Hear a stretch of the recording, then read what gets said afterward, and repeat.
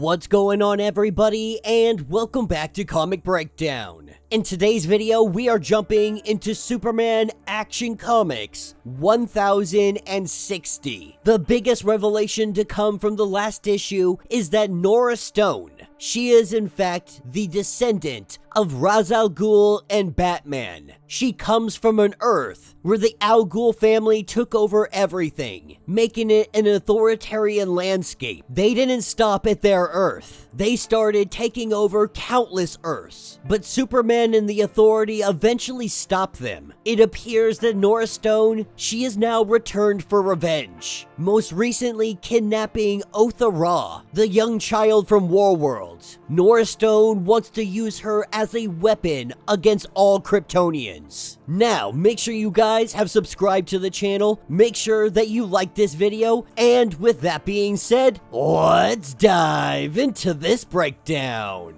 Alright gang, so as we dive into this issue, we pick up with John Constantine, completely hammered out of his mind in a bar. But that doesn't matter to Superman, because Superman needs John's help. His daughter has been taken, and there is nothing that is going to stop him from getting her back. This is what takes us to Earth Al Ghul. Otha Ra has just been teleported here. And so she calls out for her brother. She calls out for her father Clark, calling out for Kara or anybody that might hear her. But the only person that responds is Norah Stone, telling Otha that she was brought here because she belongs here. This is when Otha powers up. She says that she is the daughter of Superman, her father, the bravest, strongest, greatest hero in the universe. He came for them on Warworld, and he will come to this world to find her as well, letting out a huge blast of energy. Norah Stone deflects it, and we learn that her true name is Sister Shadow. She tells Otha that she has killed heroes, tyrants, lanterns, and dark stars, new gods and old alike,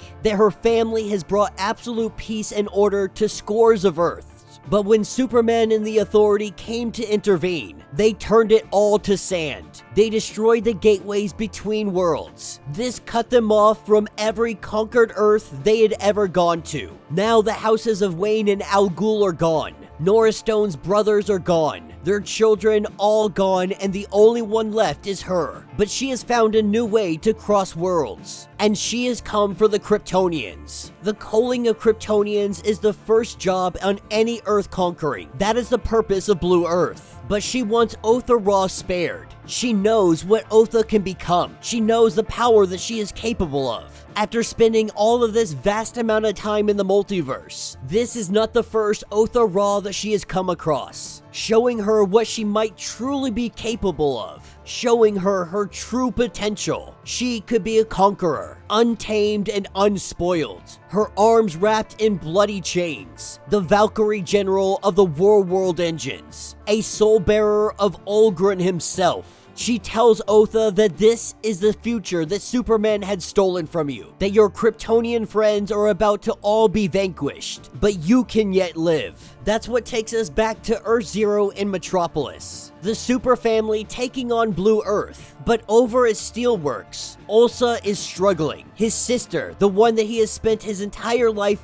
side by side with, she has gone missing, taken away by Blue Earth. He wants nothing more but to go out and fight, and while Kara does everything she can to calm him down, as he prepares to go nuclear with his powers, in a stern voice, she tells him to calm himself. The truth is, he is a young boy who is terrified. He has never been apart from his sister, and he doesn't know where she is. He doesn't know what might happen to her. This is when Kara reminds him of the story of Red Sun and Starchild. The two of them had come from a seed that fell from the sun, and when the seed fell down to Krypton, the seed split. Two streaks of fire falling from the Kryptonian sky, one finding its way to the Avor people and the other, the Aldani. Though they had been raised as enemies, their bond was so strong that not even war more could keep them apart. And when need be, the two fought together to save their people. This is what picks us up with Superman and John Constantine. Superman has brought them to the Cathedral of St. Lazarus, the oldest cathedral in all of Metropolis. Blue Earth had made this their headquarters a little earlier on this year. As they make their way up the staircase, they run into a lookout at the door, with John Constantine doing a spell and opening up the door. What they see is a whole lot of stuff that John Constantine is letting Superman know that you better not touch a thing in this place, because something is wrong about this place. There are things that he recognizes, but it's wrong. Bones of folks that ain't dead yet. Ruins of places that are not gone.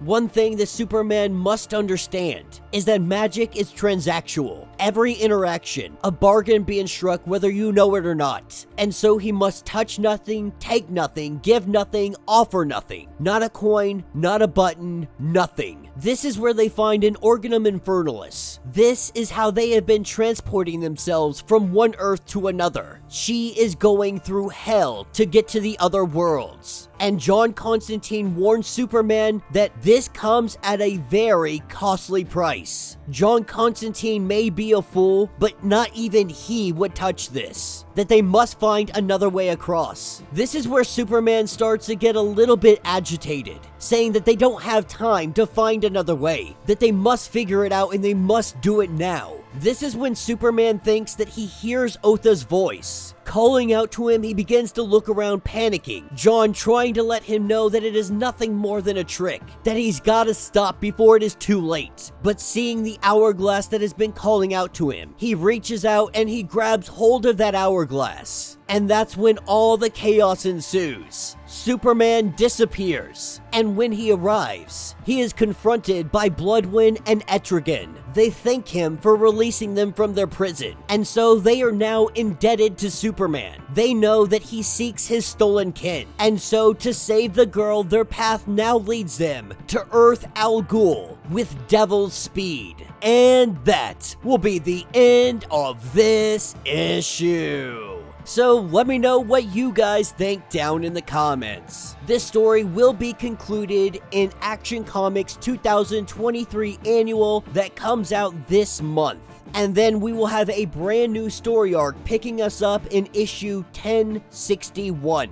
But this has been a fun storyline. I have thoroughly enjoyed Blue Earth, Norah Stone, Earth Al Ghul, all of this stuff incorporating John Constantine into this. It obviously makes sense, especially when we're considering that we're talking about magic here, and magic on a scale that not even John Constantine would like to mess with. But it goes even deeper than that, because Norah Stone has been making deals in hell. We don't even know what price she has paid for the power that she now has. But these last, this whole story arc, I should say, has been really informative. We have learned a lot about early Kryptonian mythology. We've learned a lot about Norah Stone. But I'd say even more importantly, we're learning more about Otha and Ulsul, the two Phalosian, once Kryptonian children, or at least their ancestors were Kryptonian. It has all been a really fascinating story to tell, expanding Kryptonian history as a whole in great directions. And that's not something that too many